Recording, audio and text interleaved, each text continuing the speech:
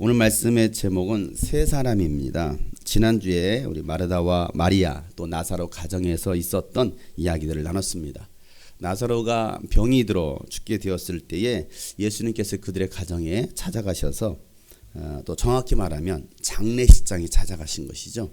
이미 나사로가 죽어버렸기 때문에 그 장례식장에 찾아가셔서 그들의 믿음 없음을 책망하시고 또 죽은 나사로를 살리셨던 그 이야기를 우리가 지난 시간 말씀을 나눴습니다. 그 말씀 핵심 메시지, 예수님께서 말씀하셨죠. 나를 믿으면 하나님의 영광을 보리라. 시작. 시작. 그렇습니다. 예수님 말씀하신 그 내용의 그 말씀의 핵심은 나를 믿으면 하나님의 영광을 보리라라는 것이었습니다. 여러분, 믿음이 기적을 일으킵니다. 감사가 기적을 일으킵니다.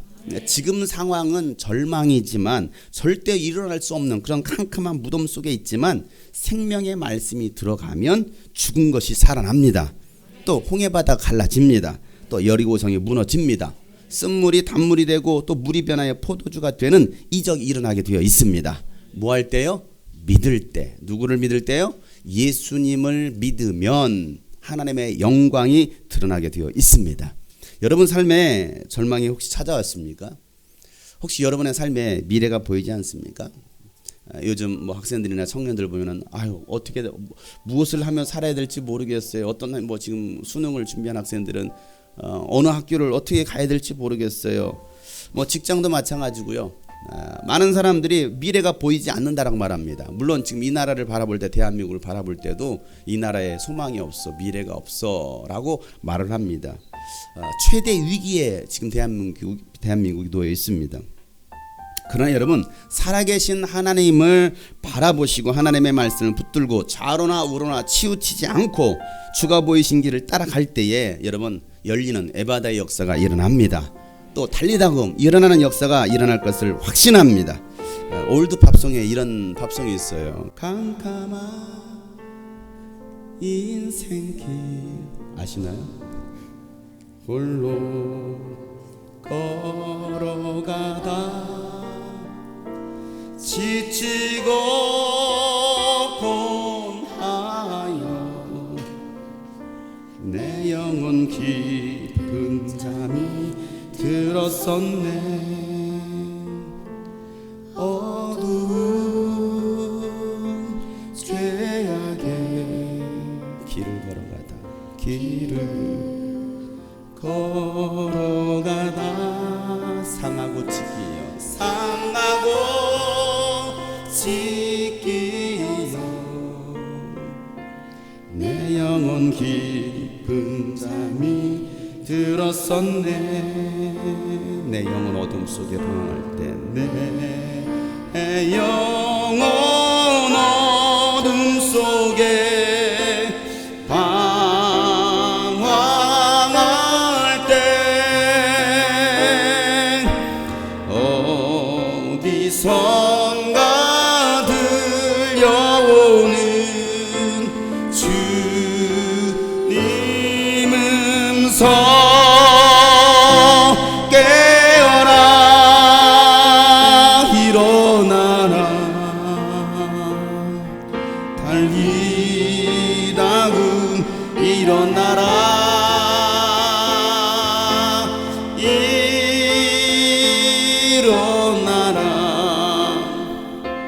죄악에 잠자던 영혼아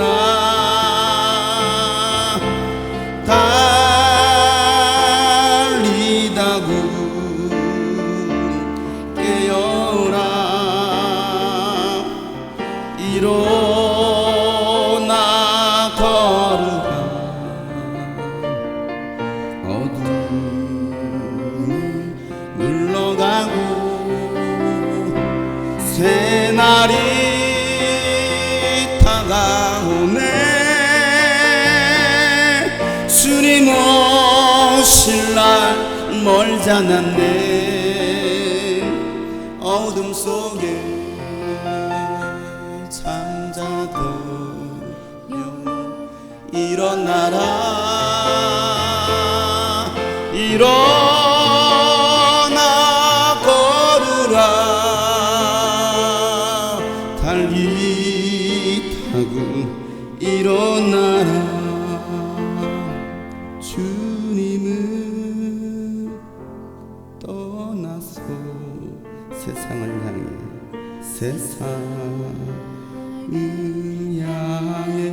맘대로 고집하며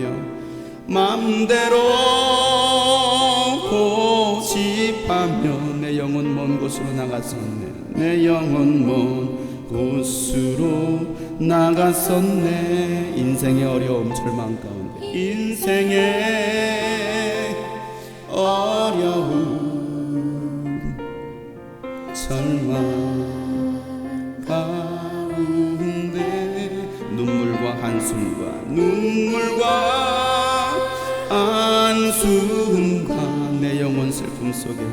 내 영혼 슬픔 속에 잠이 드네 주님을 떠나서 방황할 때 주님을 떠나서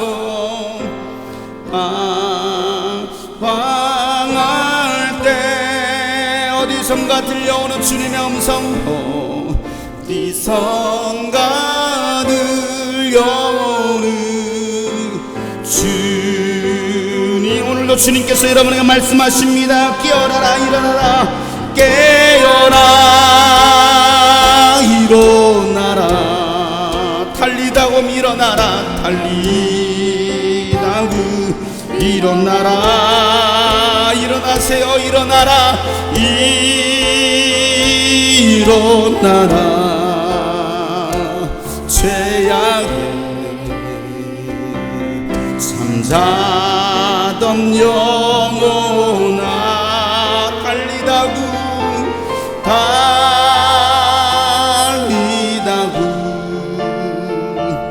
깨어라 일어나 걸으라 어둠 물러가고 새날이 다가옵니다. 새날이 다가오네 주님 오실 날 멀지 않았습니다. 주님 오실 날 멀지 않았네. 어둠 속에 잠자던 영혼 일어나라 일어나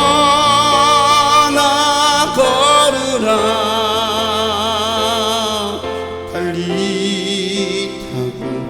일어나라 일어나 걸어라 일어나 걸으라 달리 타고 일어나라 우리 옆에서 하나 격려합시다. 손잡고 일어나라 일어나 걸어라 달리 타고 일어나라. 아멘. 다시 일어나시길 바랍니다. 올드 팝송이었습니다. 뉴 팝송입니다. 내 모습 이대로 사랑하시네 연약함 그대로 사랑하시네 나의 모든 발걸음 주가 아시나니 날 인도하소서. 예, 좀 전에는 연세 드신 분들을 위한 곡이었다면 이 곡은 새로운 신세대들을 위한 내 모습 이대로 사랑하시네 연약함 그대로 사랑하시네 나의 모든 발걸음 주가 주님은 다 아십니다. 날 인도하소서 날 인도하소서 주의 날개 아래 주의 날개 아래 거하는 것 주의 임재 안에 거하는 것 나의 가장 큰 소망 나의 가장 큰 은혜 주와 함께 동행하는 것 주의 날개 아래 거하는 것 주의 임재 안에 거하는 것 나의 가장 큰 소망 나의 가장 큰 은혜 주와 함께 동행하리 주의 날개 아래 거하는 것 주의 날개 아래 거하 그렇습니다. 주님의 날개 아래 거할 때 우리가 안전합니다. 주님의 임재 안에 거할 때 우리가 이 세상을 등에 이겨나갈 수 있습니다. 나의 가장 큰 소망 나의 가장 은혜가 되신 예수 그리스도 나의 가장 큰 나의 가장 큰 은혜 주와 함께 동행하는 이래요. 주와 함께 동행하는 나의 가장 큰 주의 날개 아래 거하는 것 주의 임재 안에 거하는 것 나의 가장 큰 소망 나의 가장 큰 은혜 주님과 동행하는 일입니다. 주와 함께 동행하는 일 나의 가장 큰 소망 나의 가장 큰 소망 나의 가장 큰 은혜 주와 함께 우리 마지막으로 고백합시다. 나의 가장 큰 소망은 오직 주님을 바라보는 것이고 나의 가장 큰 소망 나의 가장 큰 은혜 주와 함께 동행하는 주님과 함께 동행하는 일입니다. 주와 함께 동행하는 일 그렇습니다. 여러분 어떤 상황 속에서도 주님과 함께하는 저와 여러분 되기를 주님의 이름 축복합니다. 주님이 함께할 때 여러분 이 세상을 등에 이길 수 있습니다. 이 세상 보면 너무나 답답하고 다들 그럴 것 같아요. 어제도 100만 명이 모여서 광화문에서 촛불 행진을 했다고 하는데 여러분 그렇다고 여러분 소망이 생깁니까? 정말 좋은 또 다른 대통령이 선출되면 또 모를까. 그러나 지금까지 역대 대통령을 봤을 때 과연 소망이 있었던 대통령이 얼마나 있었을까.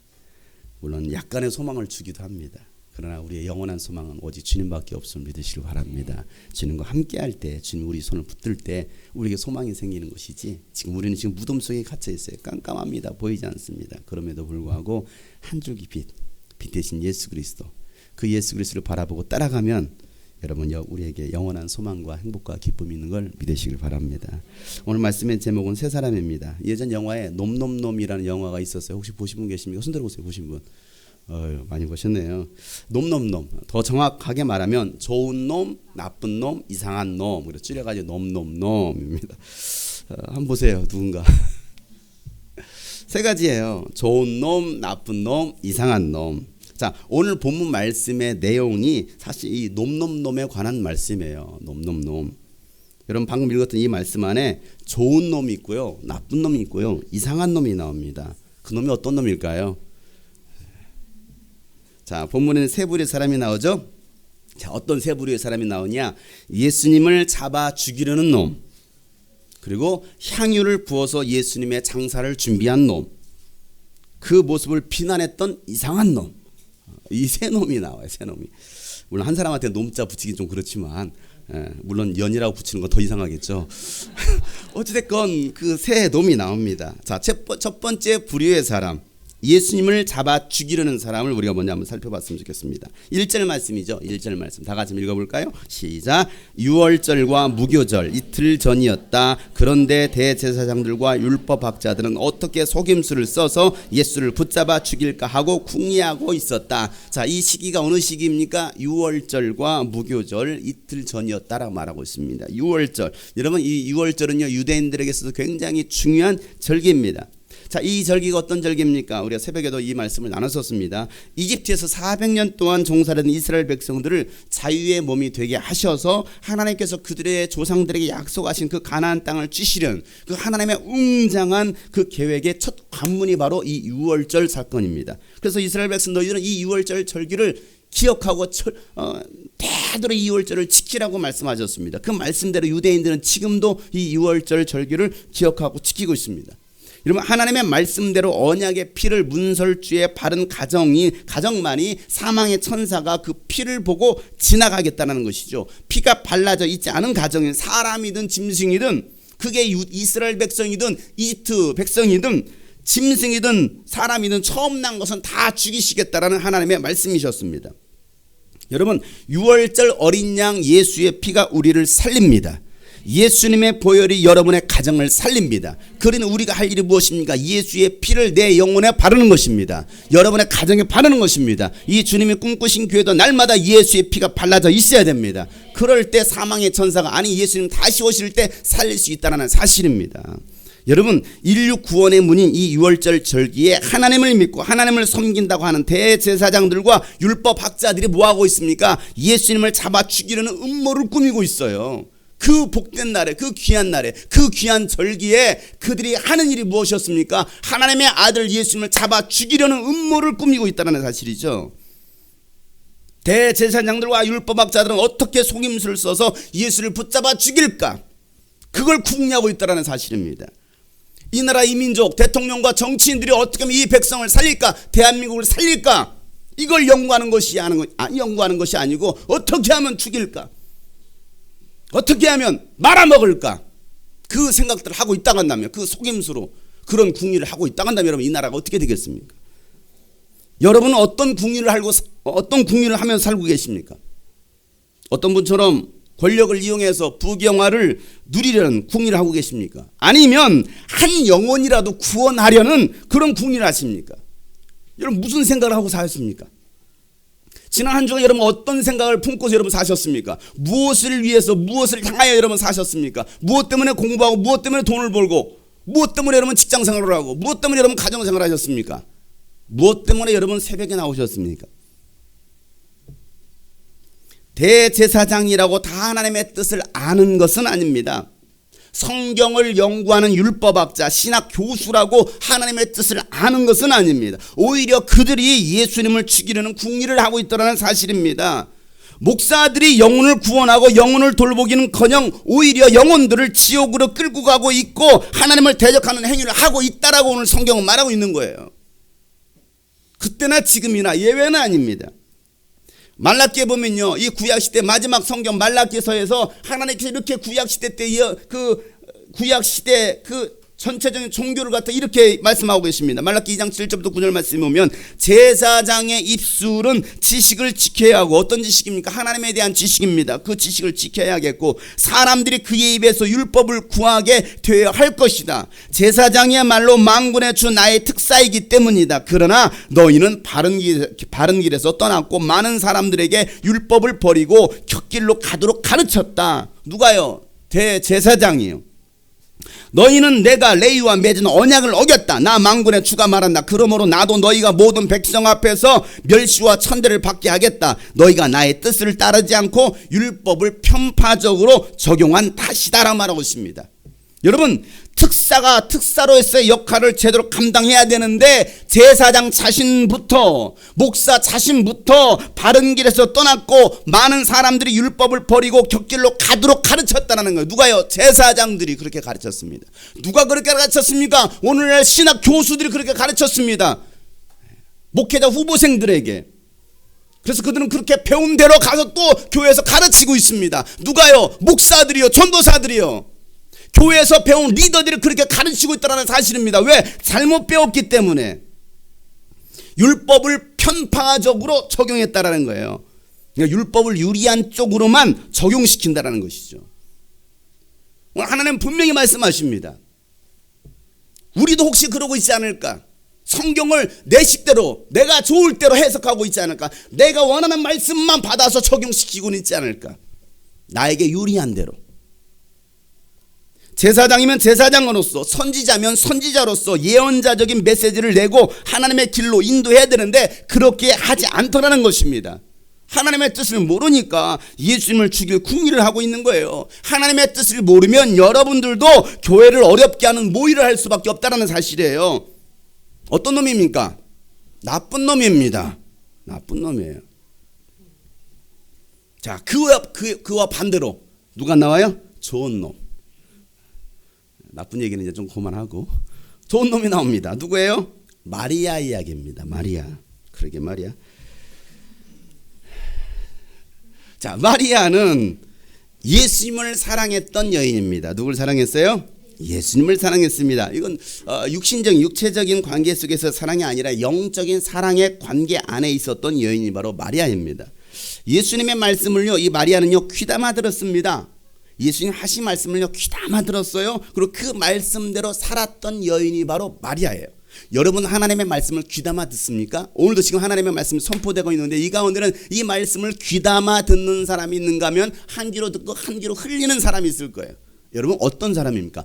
말씀이 그러한가 여러분 귀를 쫑긋하고 눈빛이 막 초롱초롱 살아있어가지고 이런 모습까지 이런 말씀을 대하신가요? 눈도 다 풀려있고 귀도 이미 막혀버렸고 고개만 아멘 아멘 이러고 계십니까? 귀담아 들었던 하나님의 말씀을 귀담아 들었던 여인이 바로 마리아였습니다. 그리고 그 말씀대로 살려고 했던 오늘 새벽에 나눴던 말씀도 그거였습니다. 하나님께 신명기 28장에는 복에 대한 1절부터 14절까지 예언하고 계시는데 너희들이 복을 받을 거야. 가나안 땅에 가서 복을 받을 그 대신 복을 받으려면 이와 같은 하나님께 예비하신 복이 있는데 이런 복을 받으려면 반드시 하나님의 말씀을 귀담아 듣고 그 말씀대로 지켜 행하면 내가 너에게 복을 줄 거야 라고 말씀하십니다. 아니 복이 저절로 따를 거라고 말씀하시는 거예요. 하나님 나에게 복 주세요가 아니고요. 우리가 하나님의 자녀로서 말씀 생활을 하면 복은 저절로 따라온다는 사실이에요. 왜 복이 안 따라오고 있습니까? 왜 우리가 여전히 복을 받지 못하고 있습니까? 우리가 하나님의 말씀대로 자녀라고 하면서도 하나님의 말씀대로 하고 있지 않다는 것입니다. 내 식대로 내가 원하는데 유리하게 편파적으로 말씀을 대하고 있지 않느냐. 그럼 복을 받을 수가 없어요. 복을 받을 수 없어요. 그러면요 15절부터 64절까지 기록된 저주가 임할 거예요. 여러분 복의 사람입니까? 저주의 사람입니까? 우리는 복의 사람. 그래서 시편 1편에 복의 사람, 복 있는 사람이 누구냐 이거야. 복 있는 사람. 예수님 말씀을 귀담아 들었습니다. 그 말씀대로 살았습니다. 그렇기 때문에 예수님도 그 마리아의 가정을 특별히 사랑했습니다. 그들은요 가난한 마을에 살았어요. 부모 없이 외롭게 살았습니다. 그들이 뭐 정말 부자였고 뭐 걸려 있고 그랬으면 참 예수님은 뭐 있으니까 그 있는 사람만 좋아하시네. 이게 아니고요. 예수님은 항상 없는 자들의 편에서 친구가 되셨습니다. 가난한 사람들, 병든 사람들, 소외된 사람들을 찾아가셨습니다. 귀신 들린 사람을 찾아가셨습니다. 이게 예수님의 사람들을 대하는 방법이셨어요. 가난했습니다. 부모도 없었습니다. 외롭게 살았습니다. 거기다 또 슬픔도 당했잖아요. 우리가 지난주 말씀처럼 누가 죽었어요? 그들의 오빠가 오라버니가 죽어버렸어요. 병이 들어 죽어버렸어요. 자, 그럼에도 예수님을 섬기려는 마음이 간절해서 예수님이 베단이라는 이 마을을 지날 때 그들이 살았던 그 베단이라는 마을을 지날 때 자신의 집으로 초청해서 식사도 대접해드리고 때로는 잠자리도 제공했던 사람들이 바로 이 마리아와 마르다였습니다. 자, 누가복음 10장에 보면요. 이 똑같은 말씀을 누가복음 10장에서 38절 39절 이렇게 기록하고 있습니다. 그들이 길을 가다가 예수께서 어떤 마을에 들어가셨다. 마르다라고 하는 여자가 예수를 자기 집으로 모셔들었다. 누가 모셔들었어요? 마르다라는 여인이. 마르다가 예수님이 오셨다는 그 마을에 오셨다는 말을 듣고서 자신의 집으로 모셔드립니다. 마르다 참 귀한 여인이에요. 이 여자에게 또 누가 있었습니까? 마리아라는 여인이 있었습니다. 동생이 있었습니다. 근데 마리아는 주님의 발 곁에 앉아서 말씀을 듣고 있었어요. 자신의 집으로 모셔드렸더니 마리아는 예수님 곁에 가서 예수님의 말씀을 듣고 있고 마르다는 뭐 하고 있고요? 예수님을 시중 드는 거예요. 예수님께 음식을 차려드리고 예수님 필요한 게 뭐가 있나 열심히 봉사 충성했던 사람이 바로 마르다였습니다. 자, 말씀을 잘 들었던 마리아는요 죽었던 나사로를 살리신 예수님을 위해서 잔치를 벌였을 때에 자, 오늘 말씀의 내용이 그거예요. 죽은 나사로를 살렸습니다. 그 후의 사건입니다. 그 후에 예수님께서 무슨 말씀하시는지 마리아는 귀담아 들었다라고 있습니다. 예수님 말씀 한마디 내뱉으시면 그 말씀의 의미를 깊이 묵상했습니다. 그리고 그 말씀의 의미가 무엇인지를 알고 있었습니다. 깨달았습니다.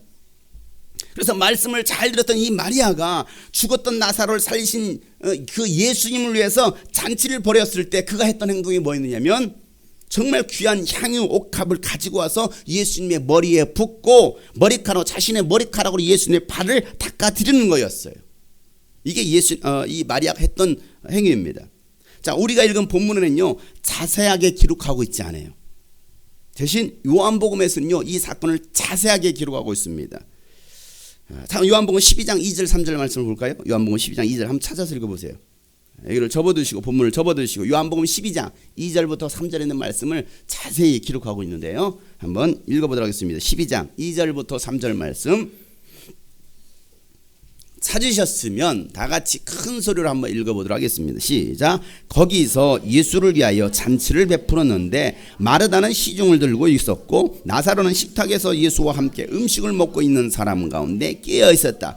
그때 마리아 매우 값진 순나드 향이 한 근을 가져다가 예수의 발에 붓고 자기 머리털로 그 발을 닦았다. 온 집안의 향유 냄새가 가득 찼다. 아멘. 오늘 말씀 뭐라고 설명하고 있습니까? 마르다가 초청했습니다. 그리고 나사로는 살아났습니다. 그래서 살려주신 것에서 너무나 감사해서 잔치를 베풀었습니다. 그리고 나사로는 뭐하고 있습니까? 그 식사는 그곳에 같이 끼어 있었습니다. 예수님과 지금 상대하고 있는 것입니다. 거기에 마르다는 뭐하고 있어요? 열심히 음식 준비하고 있습니다. 갈비탕을 끓이고 있어요. 예수님께 드려야지. 자, 거기에 마리아가 등장하죠. 마리아는 뭐합니까? 정말 귀한 매우 값진 순나드 향이 한 근을 가져다가 예수님의 발에 붓습니다. 또 자신의 머리털로 그 발을 닦습니다. 여러분, 이 사건 마리아가 향유를 부은 사건은요 사복음서에 전부 기록됩니다. 예수님의 어떤 사건이요 어느 성경에서는 어느 복음서에 기록되어 있지만 어느 복음서에 빠져 있는 경우가 있어요. 그런데 어느 사건만큼은 전부 기록하고 있어요. 그 사건 중에 대표적인 사건이 바로 이 사건입니다.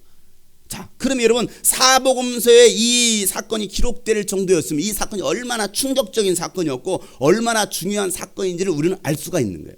이 사건만큼은 절대로 잊어서는 안 된다라는 거예요. 아니, 예수님도 그렇게 말씀하셨습니다. 절대 잊을 수 없는 사건이고 잊어서도 안 되는 사건이 바로 마리아가 예수님의 머리에 향유를 부었던 사건입니다. 이 사건을 두고 예수님께서 뭐라고 말씀하십니까? 이 여인이 나에게 정말 아름다운 일을 행했다라고 말하고 있습니다. 자, 마가복음 14장 6절 말씀입니다. 다시 본문 말씀으로 넘어보세요. 제가 그대로 접어두라고 했죠.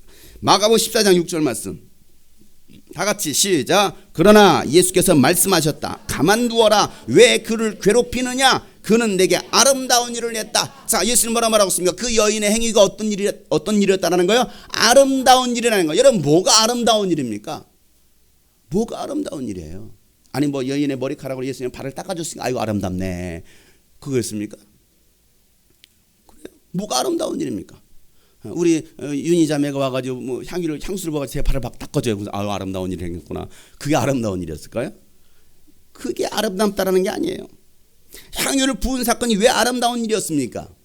마리아는 예수님의 말씀을 귀담아 들었다고 했습니다. 예수님께서 하셨던 말씀의 핵심을 알았습니다. 예수님께서 이 땅에 오신 이유를 알았습니다. 목적을 알았습니다. 그 이유 목적이 무엇입니까? 예수님은 이 땅에 죽으시러 오셨다는 거예요. 뭐하러 오셨다고요?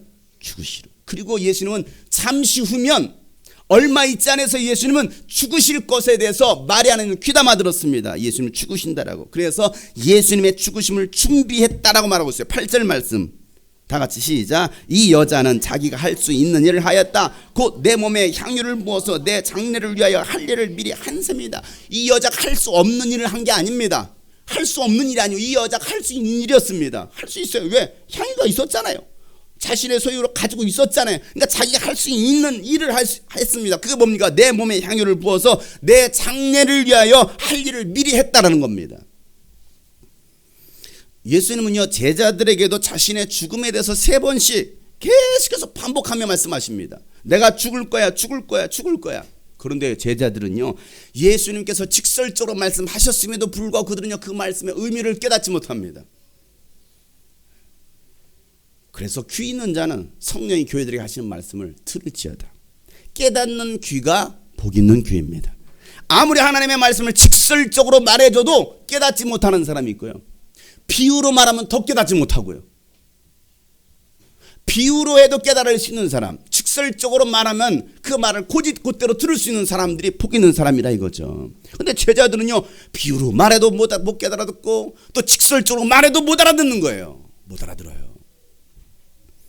예수님께 내가 죽을 거야라고 말씀하셨습니다. 누가복음 9장 44절 45절 말씀에 보면요, 너희는 이 말을 귀담아 들으라. 예수님 말씀, 야 귀담아 들어, 잘 들어, 자세히 잘 들어봐. 인자는 나는 사람의 손으로 넘겨갈 거야. 사람의 손에 넘겨질 거라는 것입니다. 죽을 거라는 거예요. 그러나 제자들은 이 말씀을 깨닫지 못하였다. 성이 이렇게 말하죠. 그러나 이 말씀을 깨닫지 못해.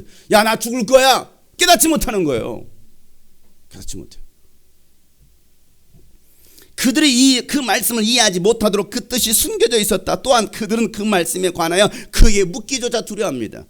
자, 그러고 나면 이 사건 다음에 무슨 일이 있었는지 아십니까? 예수님께서 사람들의 손에 넘겨지고 죽을 것이라고 말씀하시는데 그 말씀이 끝나기가 무섭게 제자들은요, 자리 싸움하고 있습니다. 권력 싸움하고 있어요. 누가 예수님 오른편에 앉을 것이냐, 누가 예수님의 왼편에 앉을 것이냐, 요거 싸움하고 있어요. 우리 성도들은 그렇게 되지 않기를 바랍니다. 말씀 끝나자마자 싸운다면, 오늘 이 예배 끝나자마자 싸운다면 이게 무슨 일이에요 도대체?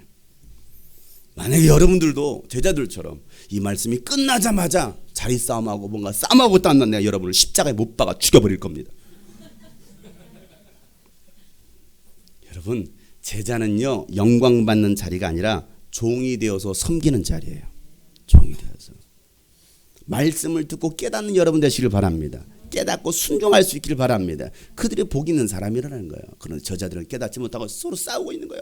내가 오른쪽이야, 내가 왼쪽이야, 내가 더 큰 자가 될 거야. 그걸로 싸우고 있어요. 거기서 치맛바람까지 일으키죠. 엄마를 불러도 엄마 예수님한테 물어봐.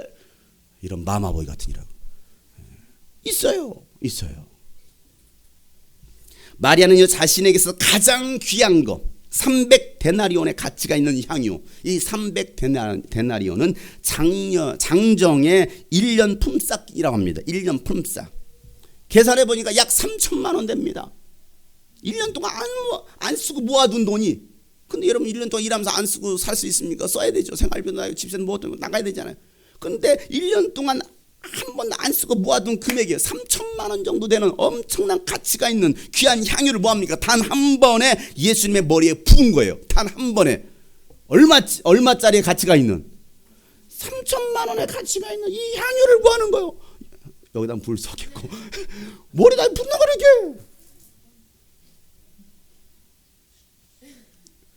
부어볼까? 졸지 마. 눈 감으면 부어버릴 거야 가가지고. 생각해보세요. 이 귀한 거. 자, 이 3천만 원의 가치입니다. 그런데 이게 뭐하고 있어요? 붓고 있어요. 누군가는 그럴 거예요. 내가 떠다 놓은 물인데 아까 껴버려. 내가 힘들게 떠다 놓은 물인데 마셔야지. 자, 이 장면입니다. 단 한 번에 그냥 다 부어버렸어요. 다 쏟아버렸습니다. 그리고 그 향은 방 안에 가득했습니다. 여러분, 자신의 삶을 위해서 아껴둔 향유입니다. 자신의 미래를 위해서 수년간 고생해서 모아둔 적금을 깨트린 거예요.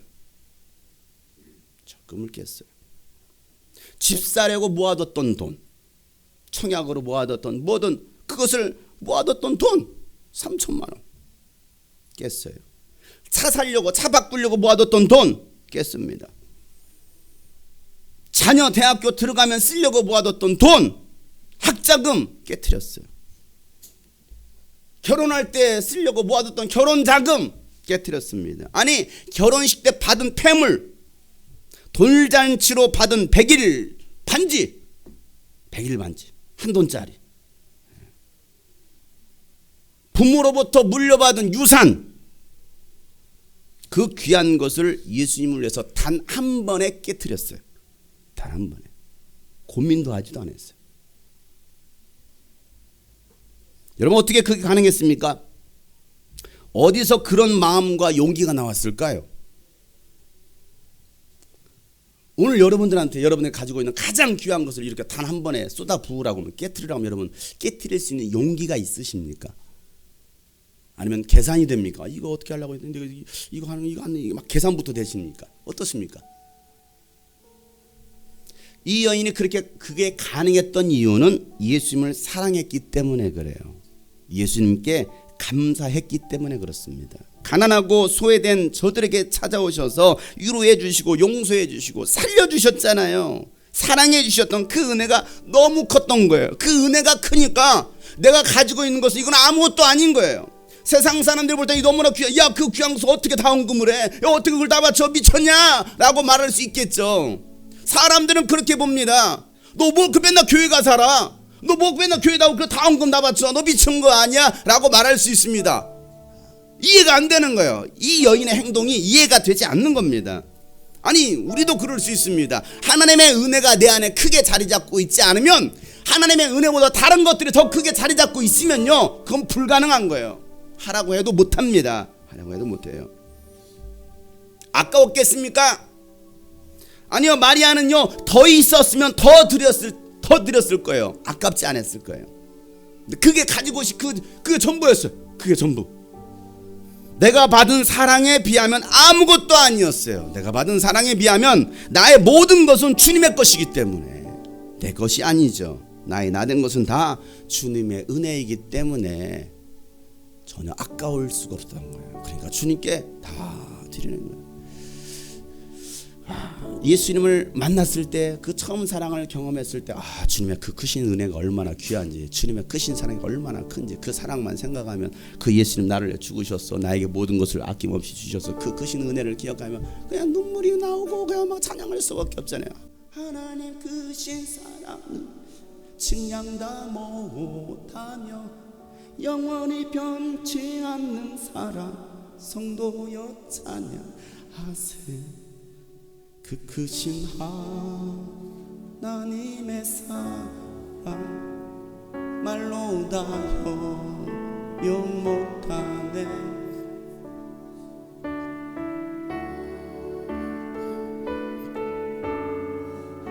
이 낮고 낮은 땅 위에 죄범한 아들 보내사 화목제물 삼으시고 죄 용서하셨네.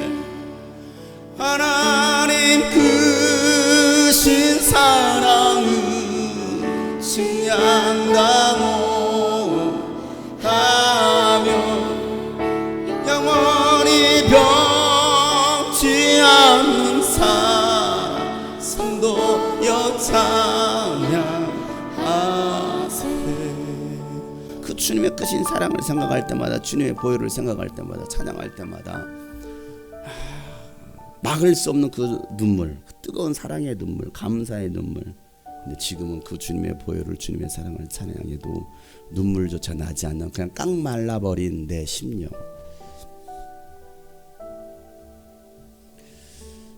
우리는 어떻습니까? 그런 상태가 되면요, 아깝습니다. 아니, 했던 것도 아깝습니다. 했던 것도. 예수여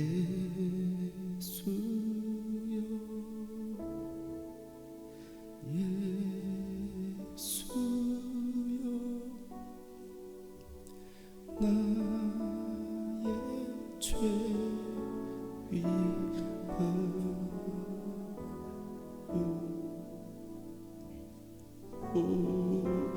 내 피를 흘리니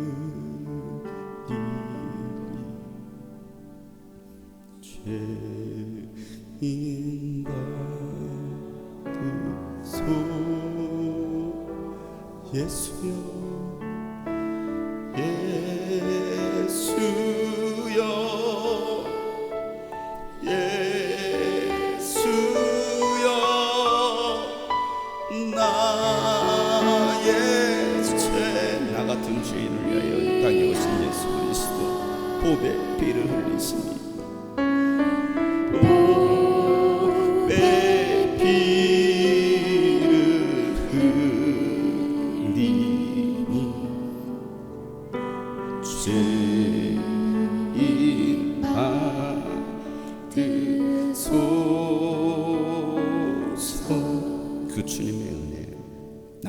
것은 다 하나님의 은혜로다.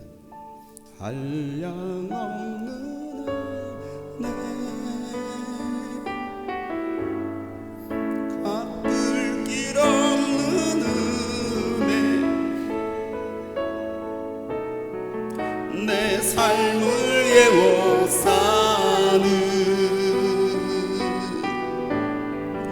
하나님의 은혜,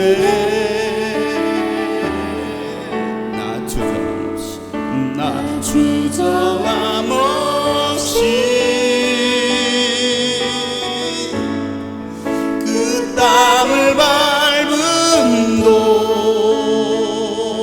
나를 붙드시는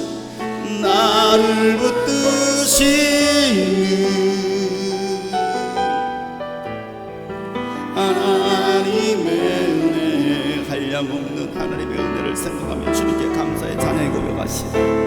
한량없는 은혜, 갚을 길 없는 은혜, 내 삶을 예워 사는, 내 삶을 예워 사는 하나님의 은혜, 하나님의 은혜, 나 주저함 없이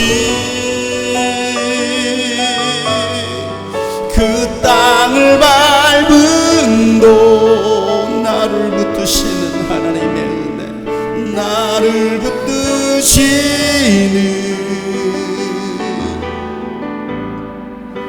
하나님의 은혜, 나를 붙드시는 하나님의 은혜, 나를 붙드시는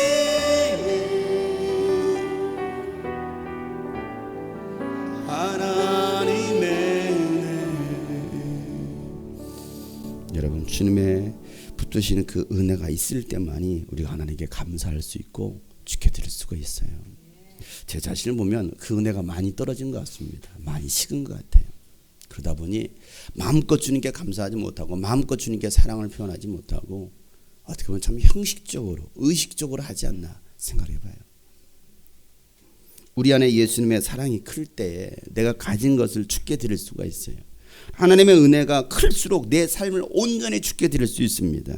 날 위해 죽으시고 날 위해 부활하시고 날 위해 다시 오실 그 예수님을 기다린다면 우리는 가만히 앉아 있을 수만 없는 거예요. 어떻게 그 사랑이 있는데, 그 은혜가 있는데 어떻게 가만히 앉아 있습니까? 사랑은 표현이라고 했습니다. 사랑은 표현이에요. 감사는요, 표현하는 것입니다.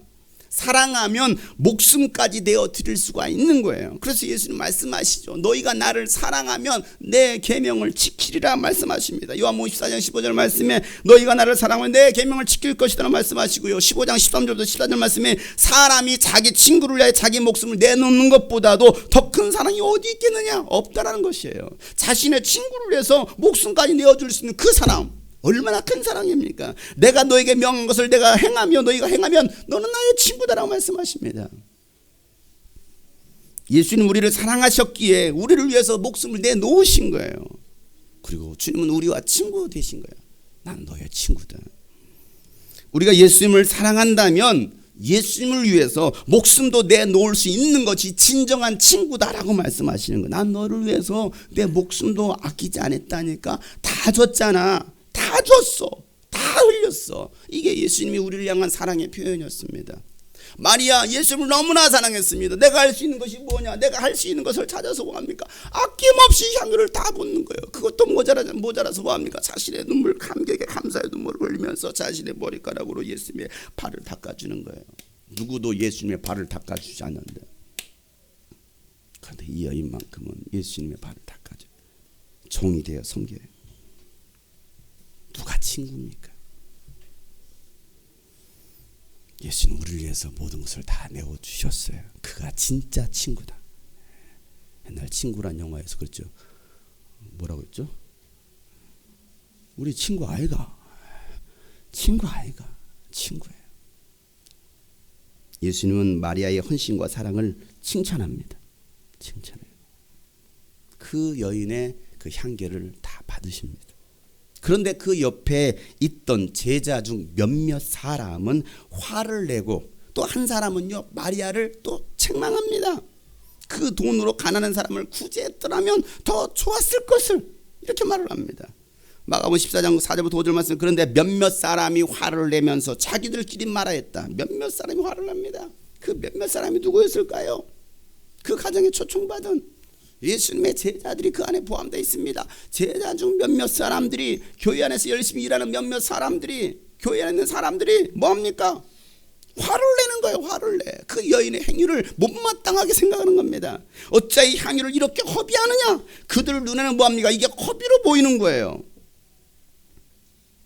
여러분, 이 사람이 누구입니까? 화를 내고 허비하느냐라고 말했던 사람이 누구예요? 몰라요? 아무 생각 없어요? 그놈이에요. 그놈. 어떤 놈이 아시죠? 그놈이에요. 이상한 놈. 이상한 놈. 이상한 놈. 이상한 놈 빨리 치과 가서 치료받으셔야 돼요. 그 한숨 소리가 듣고 싶었습니다. 빨리 치료받아. 이상한 놈들 많아요. 교회 안에. 지금도 생각하는 사람이 있어요. 무슨 진리야? 무슨 깨달음 있는 거야? 또 목사님 또 뭐 비유로 말씀하셔서 비유입니다. 이상한 사람은 빨리 치료받아야 돼요. 교회 안에 이상한 사람들 많아요. 치유받으셔야 돼요. 자기도 하지 않으면서 하고 있는 사람들에게 뭐합니까? 손가락질하고 책망하는 이상한 놈입니다. 이 이상한 놈의 특징은 뭡니까? 화를 잘 내요. 여러분 화를 잘 낸다. 이상한 놈이에요. 알겠습니까? 자매들이요, 화를 잘 내십니까? 이상한이에요. 화를 잘 내는 사람 이상한 사람이야. 자, 그들의 특징이 어떻습니까? 얼굴의 표정이 항상 일그러져 있어요. 뭐 못 잡아먹을 때 항상 노려보고 있습니다. 항상 얼굴 이러고 돼 있어요. 개도 그런 개가 있잖아요. 불독.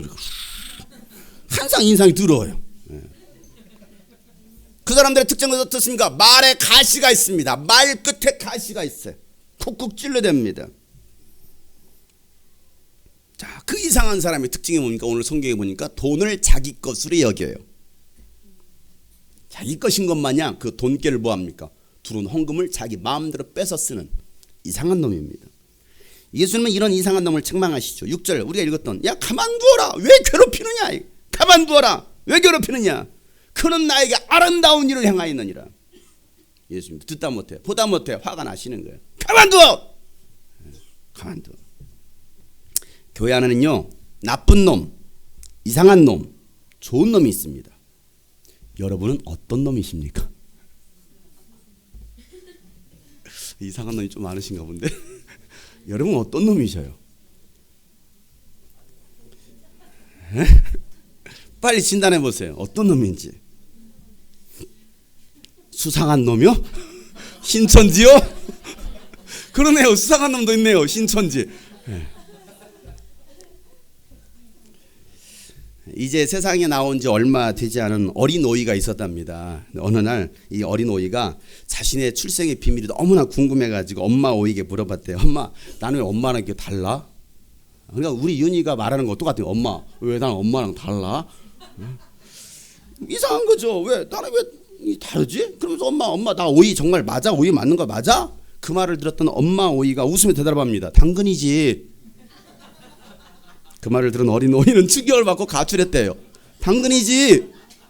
오이가 아니었던 거예요. 뭔 말인지 이해를 못하시는 분들이 우리 교회에 있어요.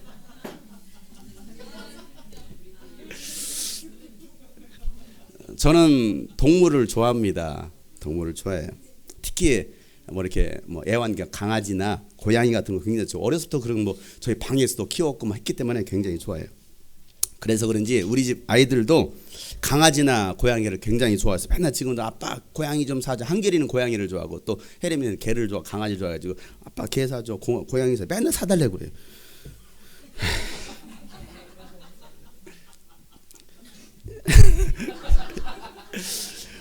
어찌됐든 저는 뭐 개든 고양이든 뭐 큰 개든 작은 개든 막 좋아해요. 어제도 뭐 기름 넣으러 갔는데요.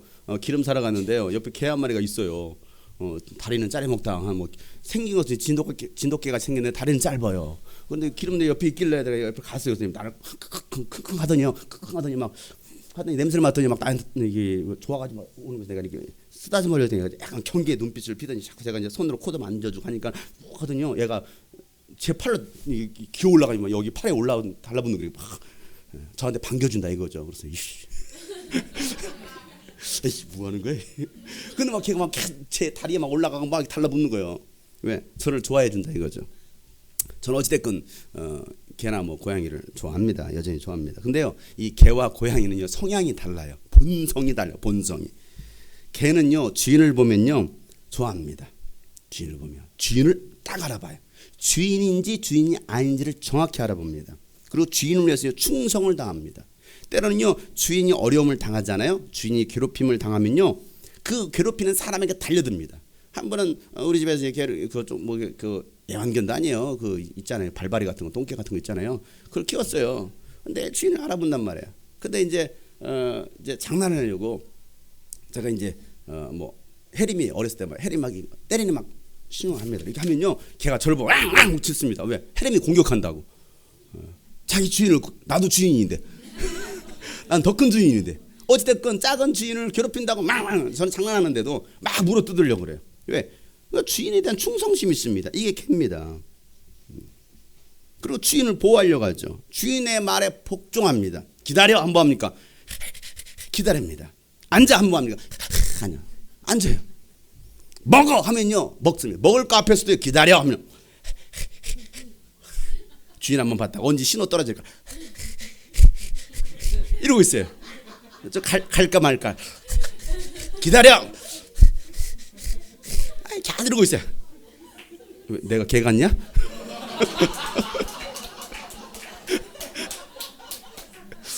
그러고 주인 한번 봤다가 먹을 거 한번 봤다가 먹어 하면요 먹습니다.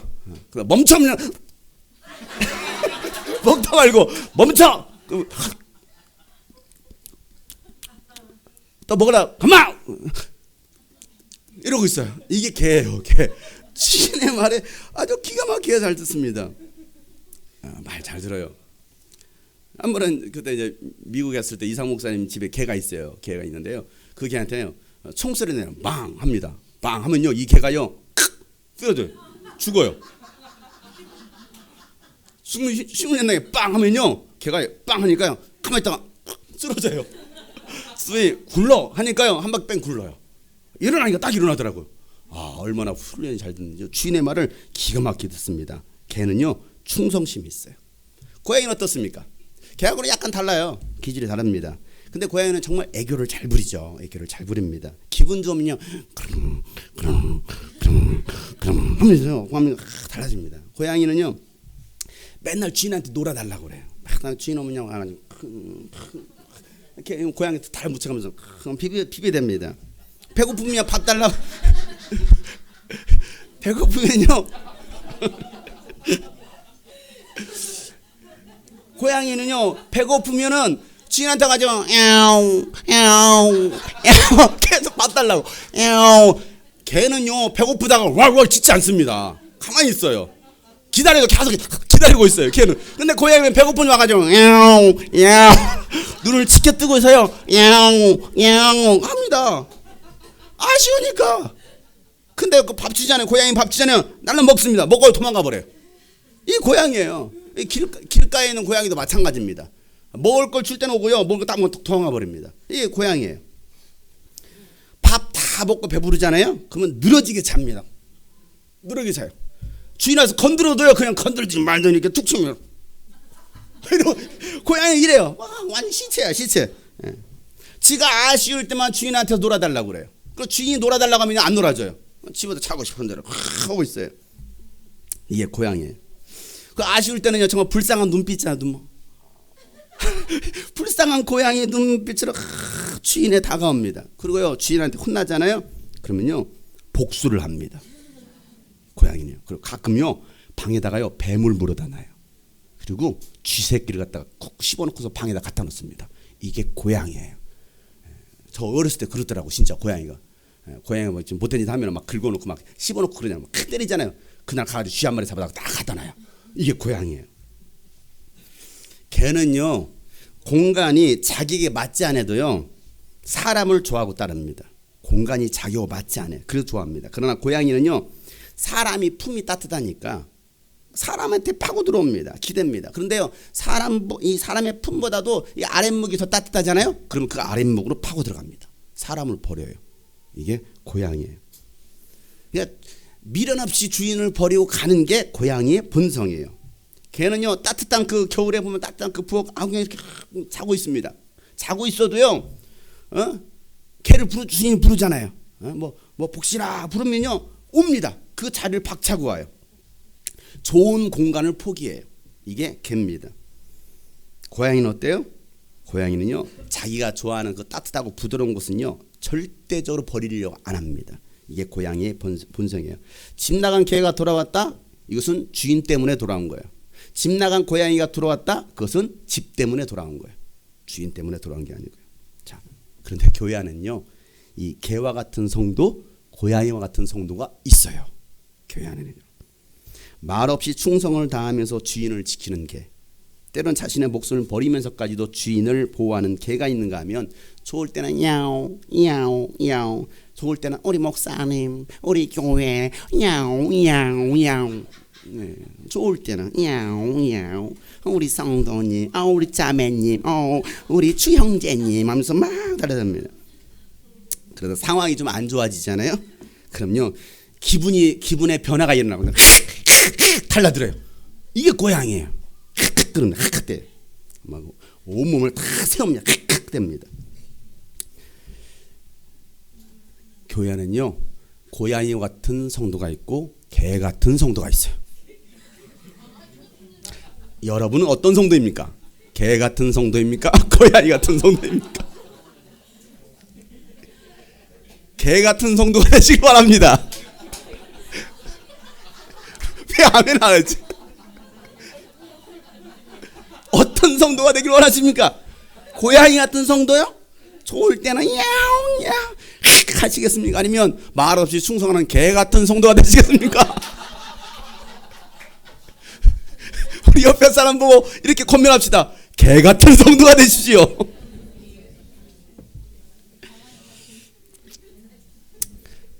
아니, 제 얘기가 아니고요. 미국에 이런 책이 있어요. 개 같은 성도, 고양이 같은 성도. 이런 책이 있어요. 여러분 어떤 성도가 되시겠습니까? 우리 모든 성도들은 개 같은 성도가 되시기를 주님으로 축복합니다. 말씀의 결론입니다. 다음 주는 우리가 1년 한 해를 감사하는 추수감사 헌신주일 예배로 드립니다. 여러분 어떻게 감사하시겠습니까? 또 무엇으로 감사하시겠습니까? 하나님께서 가장 기뻐하실 열매로 주께 드리는 헌신 감사 예배가 되기를 소망합니다. 여러분 하나님의 가장 기뻐하신 열매가 무엇입니까? 하나님의 소원이자 우리의 절대 소원인 영혼 추수, 영혼 구원. 여러분 그 영혼 추수로 하나님께 드릴 수 있어야 됩니다. 영혼 추수하기 위해서 우리가 해야 될 일 뭡니까? 기도하는 겁니다. 또 기도만 해서는 안 됩니다. 영혼을 만나고 그들에게 복음을 전하고 듣든지 아니 듣든지 우리가 할 일은 뭐합니까? 그들에게 예수 그리스도의 복음을 선포하는 겁니다. 지난 금요 성령 집회 때 이 말씀을 나눴어요. 듣든지 안 듣든지 듣든지 말든지 하나님은요 야 그들이 듣든지 말든지 너는 선포해라. 이게 우리가 해야 될 일인 거예요. 그걸 위해서 우리를 불렀다는 것입니다. 우리를 파수꾼으로 세우셨어요. 에스겔서 33장 2절부터 6절 말씀에 사람아 내가 네 민족의 모든 자손에게 자손 모두에게 전하여라. 너는 그들에게 말하여라. 만일 내가 어떤 나라에 전쟁이 이르게 할 때 그 나라 백성이 자기들 가운데 한 사람을 뽑아서 파수꾼으로 세웠다고 하자. 이 파수꾼은 자기 나라로 적군이 접근하여 오는 것을 보고 나팔을 불어 자기 백성이 경고를 하였는데도 어떤 사람이 그 나팔 소리를 분명히 듣고서도 경고를 무시해서 적군이 이르러 그를 덮치면 그가 죽은 것은 자기 탓이다. 그런 나팔 소리를 듣고서도 그 경고를 무시하였으니 죽어도 자기 탓인 것이다. 그러나 파수꾼의 나팔 소리를 듣고서 경고를 받아들인 사람은 자기 목숨을 건질 것이다. 그러나 만일 그 파수꾼이 적군이 가까이 오는 것을 보고서 나팔을 불지 않아서 그 백성이 경고를 받지 못하고 적군이 이르러 그들 가운데 어떤 사람을 덮쳤다면 죽은 사람은 자신의 죄 때문에 죽은 것이지만 그 사람이 죽은 책임은 내가 파수꾼에게 묻겠다라고 말하는 거예요. 저와 여러분에게 묻겠다라는 거예요. 하지 않으면, 전하지 않으면. 우리에게는 파수꾼의 사명이 주어졌습니다.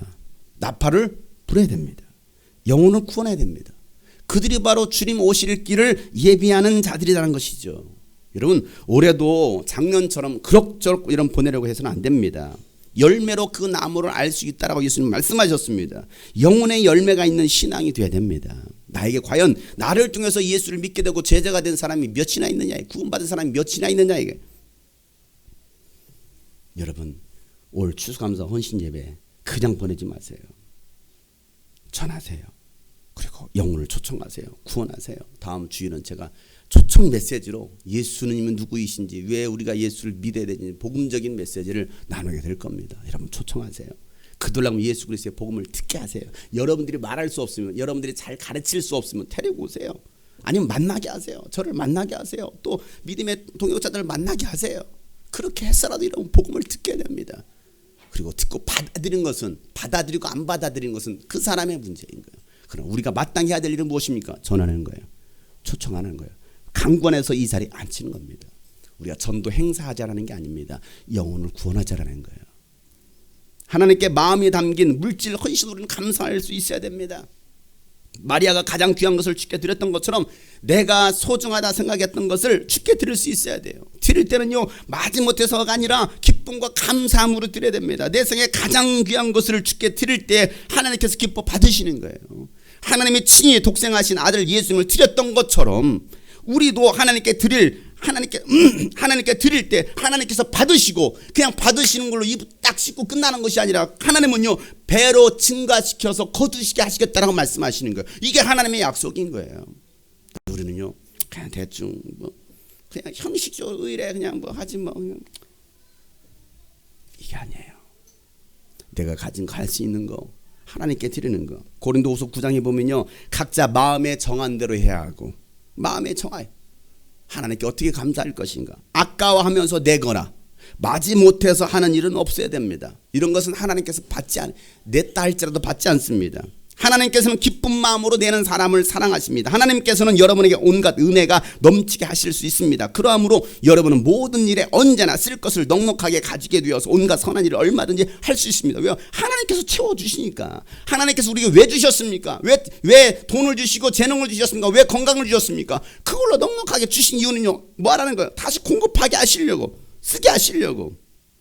이것은 성경에 기록한 바 그가 가난한 사람에게 아낌없이 뿌려주셨으니 그의 의가 영원히 있다 한 것과 같습니다. 심는 사람에게 심을 씨와 먹을 양식을 공급하여 주신 하나님께서 여러분에게도 씨를 마련하여 주시고 그것을 여러 갑절로 늘려주시고 여러분의 의의 열매를 증가시켜 주실 것입니다 라고 말씀하시는 거예요. 지금 우리에게 뿌릴 씨도 주셔요. 그리고 주실 뿐만 아니라 갑절로 거두게 하시겠다라고 말씀하시는 거예요. 여러분, 이 말씀이 여러분에게 응답이 되고 또 열매로 맺혀지기를 축복합니다. 하나님께서 여러분을 모든 일에 부유하게 하심으로 여러분이 후하게 헌금을 하게 될 것입니다. 우리가 여러분의 헌금을 전달하면 많은 사람이 하나님께 감사를 드리게 될 것입니다. 뭐하라는? 구제하는 거예요. 또 이웃에게 돌볼 가난한 사람이 있나, 구제가 필요한 사람이 있나, 여러분이 드려진 예물로 또 구제하고 또 영혼을 구원하고 또 교회를 섬기고 또 선교사님들을 섬기고 또 영혼들을 세워가는 그 일들을 감당하게 하는 거예요. 그래 하나님께서 여러분에게 후하게 주실 것을 믿습니다. 그러려면 뭐 해야 된다고요? 내 마음이 어떻게 된다고요? 억지로? 아니에요. 기쁨으로, 감사함으로, 마지못해서가 아니고요. 그럴 때 하나님께서 채워주신다는 말씀하십니다. 하나님께서 기뻐하실 내 생애 최고의 추수감사 헌신 예배를 드릴 수 있길 소망합니다. 여러분은 어떤 사람이 되시겠습니까? 하나님이 기뻐하시는 한 사람, 하나님의 마음에 합한 한 사람이 되시기를 예수님이 여러분 축복합니다. 오늘 세 사람이 나왔어요. 어떤 사람. 나는 어떤 사람이 될 것이냐. 오늘 말씀 붙들고 우리가 함께 기도할 때, 하나님, 나는 어떤 사람입니까? 내가 주님의 은혜를 받았는데 또 그 주님의 은혜를 잃어버린 채 혹시 살아가고 있지는 않은지 하나님의 은혜에 감사할 줄 아는 내가 되기를 원합니다. 그리고 하나님께 드릴 때 또 억지로 마지못해 하는 것이 아니라 하나님 후하게 할 수 있는, 넉넉하게 할 수 있는, 또 특별히 주관한 영혼들을 구원할 수 있는 이번 추수감사 헌신 예배가 되게 하여 주십시오 라고 우리가 주님 앞에 기도했습니다. 다 같이 기도합니다. 거룩하신 하나님 아버지요, 오늘도 주님의 말씀을 기억합니다. 주님 사랑해요.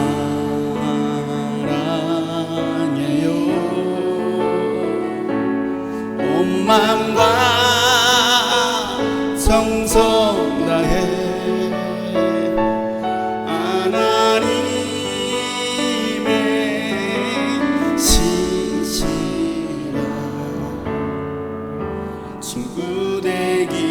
가슴에 두 손 얹고 오늘 말씀을 기억하면서 주님 사랑합니다 고백합시다. 주님 사랑해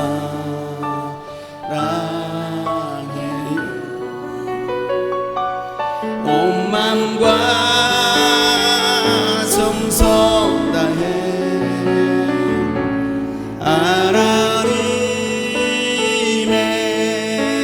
진실한 친구 되기 원합니다.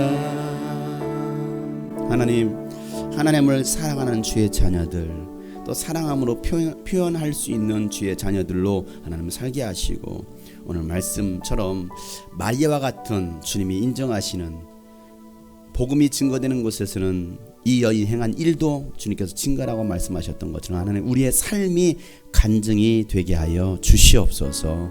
오늘도 주님께 예물을 드렸습니다. 하나님 이 예물을 받으시고 이 예물을 통해서 죽어가는 많은 영혼들, 소외된 영혼들, 또 교회를 세우는 일에, 열방을 깨우는 일에 귀하게 이 물질이 쓰여지게 하여 주시옵소서. 이제는 우리 구주 예수 그리스도의 은혜와 하나님 아버지의 놀랍고도 지극하신 사랑과 성령님의 감동, 감화, 교통, 충만하심이 오늘 말씀 붙들고 다시 힘을 내어 살기로 작정 모든 하나님의 사람들 머리 위에, 또 영상을 통해서 말씀을 들었던 모든 영혼들 위해 이제로부터 영원토록 함께 하시기를 간절히 축복하며 기도하옵나이다. 아멘.